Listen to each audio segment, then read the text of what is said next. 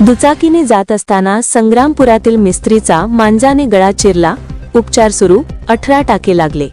बुलढाण्यातील संग्रामपूर येथील रहिवासी शेख अनीस शेख गफ्फार मिस्त्री दानापूर येथून काम आटपून संग्रामपूर गावाकडे दुचाकीने वडगाव वाण येथून जाताना मुख्य रस्त्यावर काळ्या कलरच्या चायना मांजाने गळा चिरून गंभीर जखमी झाल्याची घटना 16 डिसेंबर रोजी सायंकाळी 6 वाजता दरम्यान घडली आहे. शासनाने बंदी घातलेल्या मानवासह पशुजनावरांच्या जीवितास घातक ठरणाऱ्या चायनीज मांजा असलेले अल्पवयीन मुले सर्रास वापर करीत आहे. याकडे पालकांनी आपल्या पाल्यांना चायना मांजाचा वापर न करण्यास समज देणे गरजेचे आहे. चायना मांजामुळे गरीब मिस्त्रीला शरीरावर इजासह आर्थिक भूदंड सहन करावा लागला.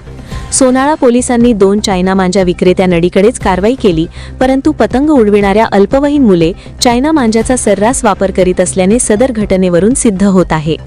याबाबत थोडक्यात हकीकत असे प्रकारे आहे की संग्रामपूर येथील रहिवासी शेख अनीस शेख गफ्फार मिस्त्री दानापूर येथून काम आटपून संग्रामपूर गावाकडे दुचाकीने वडगाव वाण येथून जाताना मुख्य रस्त्यावर काळ्या कलरचा चायना मांजाने गळा चिरून गंभीर जखमी झाले आहे.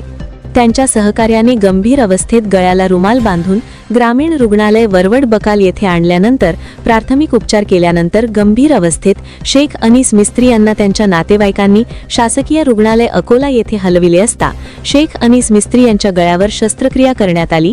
आतून व बाहेरून 18 टाके लागले असल्याची माहिती संबंधित रुग्णावर उपचार करणाऱ्या वैद्यकीय सूत्रांनी दिली आहे.